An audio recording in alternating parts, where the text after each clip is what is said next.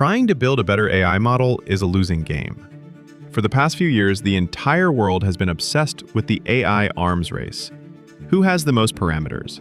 Who has the smartest chatbot? But according to the people who are actually funding and building the next generation of billion-dollar companies, investors at Sequoia Capital, founders of OpenAI, and the minds behind breakout hits like Ramp, that entire race is a distraction. They believe that competing on the model itself is like trying to build a better power plant in the 1920s. The real money, the real world-changing impact, isn't in generating electricity. It's in building the toaster.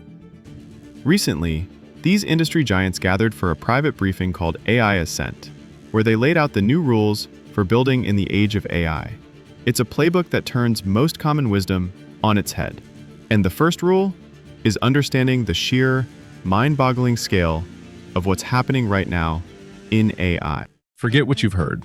This isn't just another tech trend. The leaders building this future are unanimous. AI is the single biggest opportunity since the invention of the internet. It's a bigger platform shift than the cloud, and it's moving faster than the mobile revolution that put a smartphone in every pocket. Think about how the internet fundamentally rewired society and the economy. It wasn't just a new market, it changed every market. That's the right way to think about AI. A common mistake founders make is seeing AI as its own vertical industry, like the AI market for healthcare or the AI market for finance. That's completely wrong. AI isn't one market. It's a horizontal force that is actively consuming and redefining all markets. It's a new utility, like electricity or the internet itself, that will be baked into everything. Software, services, labor, infrastructure, it's all on the table. The question isn't what the AI market is, but how AI will reinvent every market that already exists. This shift in perspective is the first key to unlocking a truly generational idea. But if AI is this all-consuming force, where does an entrepreneur even start?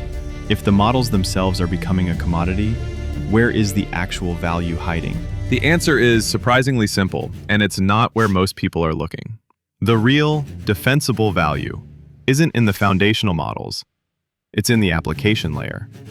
Foundational models are incredibly powerful, but they're rapidly becoming like the engine in a car. They are essential, but you don't buy an engine, you buy a car. You buy a complete solution to a problem, whether that's getting to work or hauling groceries. The companies that win will be the ones that build the car, not the ones that just supply the engine. This leads to the golden rule of AI product development.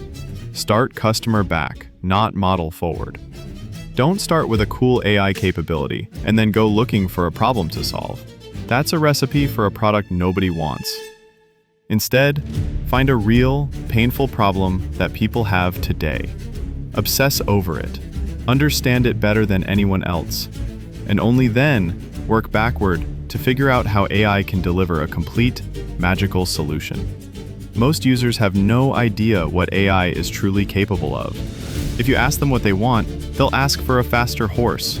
It's the founder's job to have the opinion, to be prescriptive, and to build a product that guides the user to an outcome they didn't even know was possible. But once you build this amazing application, what stops a giant like Google or OpenAI from just copying your idea and putting you out of business a month later? The answer lies in building a fortress they can't breach. In the age of AI, your traditional defenses are obsolete.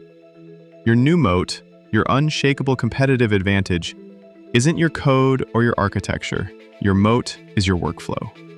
Don't build a simple tool that performs one isolated task, like a grammar checker. Instead, build a system that owns the entire end-to-end journey of the user. Embed your AI so deeply into the way they work that removing it would feel like a lobotomy. You want to become indispensable. But owning the workflow is only part of the equation. The most powerful AI-native moat is the data flywheel. This is a term you need to know. A data flywheel is a virtuous cycle. It works like this. Step 1. A user interacts with your product. Step 2. That interaction generates unique, proprietary data. Step 3. That data is used to fine-tune your AI, making the product smarter and more effective. Step 4, the improved product attracts more users, who then generate even more data. The loop repeats, getting stronger and faster with every turn, creating an advantage that is almost impossible for a new competitor to overcome. They can copy your features, but they can't copy your data. But there's a crucial catch. This only works if the flywheel actually leads to better business outcomes, like users sticking around longer or being more successful. If your users' behavior doesn't make the product better in a tangible way, you don't have a moat, you have a leaky bucket.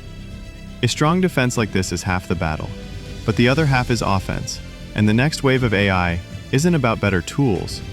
It's about creating an invisible army of digital employees.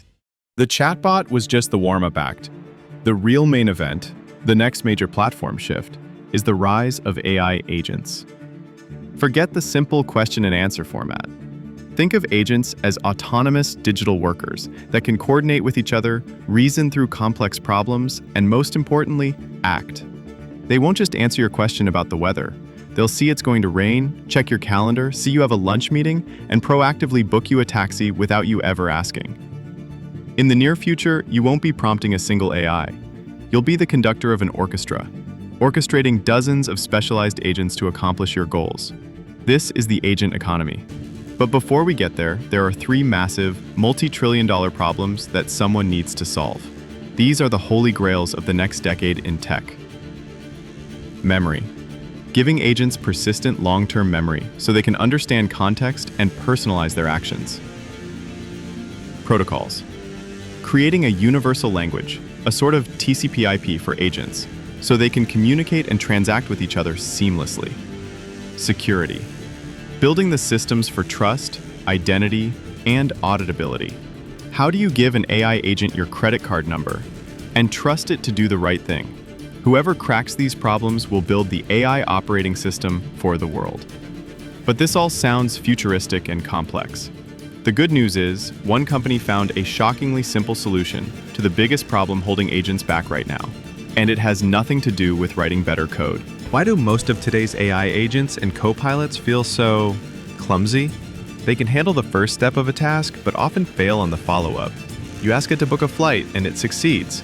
But when you ask it to change your seat, it says, "I'm sorry, I can't help with that." The reason is feature incompleteness. Most companies only expose a small fraction of their app's capabilities through an API, the language that software uses to talk to other software. The agent is essentially trying to work with one hand tied behind its back. This is where the financial tech company Ramp had a brilliant, almost laughably simple insight. Their solution? Instead of trying to build complex new APIs for everything, they decided to make the agents use the user interface. Literally. They gave their AI agent a headless browser, a version of Chrome that runs invisibly in the background, and taught it how to see the screen and click on buttons, fill out forms, and navigate menus, just like a human would. This single hack is a game changer. It gives the agent full feature coverage from day one. It doesn't need a special API to change a seat on a flight. It just logs into the airline's website and clicks the Change Seat button for you. It's a way to achieve full automation without rebuilding a single piece of your product. So we now have agents that can do anything a human can do on a computer. But that raises an even bigger question. How do you control them? How do you trust an invisible employee with the keys to your business? The answer comes from a company called LangChain, a leader in building AI applications. They recognize that for agents to be widely adopted, especially in business, human in the loop is not optional. You can't just let autonomous code run wild with your company's bank account. Their breakthrough concept is something called the agent inbox. Imagine an inbox, but instead of messages from people, it's a list of actions your AI agents want to take. I've drafted a response to this customer email. Approve? Or, I've detected a server anomaly and suggest rebooting it. Approve? This inbox acts as a command center for human oversight. It allows the user to approve, reject, or edit any action before it happens. This isn't just a feature. It's how you build the single most important currency in the AI economy: trust. Trust grows through control, through detailed logs of what the agent has done, and through the ability to reverse its actions if something goes wrong. You have to give users the tools to audit and edit everything. We've seen the grand strategy, the way to build a product, the secret to a modern moat, and the dawn of the agent economy. But what does this all mean for someone starting out today? What is the one single unifying message from all these billion-dollar founders and investors? It all comes down to this: build a better workflow, not a better model. The AI revolution isn't about who has the biggest brain in a server rack. It's about who can most effectively apply that intelligence to solve a real human problem. The winners will be the founders who go vertical and deep, who obsess over a single customer and their entire journey. They will build opinionated, magical products that feel less like software and more like an invisible, hyper-competent team working in the background to make your life easier. The playbook is written. The opportunity is now. You don't have to be the first to AI anymore. You just have to be right. Thanks for watching. If you found this playbook insightful, consider subscribing for more deep dives into the strategies shaping our future. While you're at it, do like and share the video.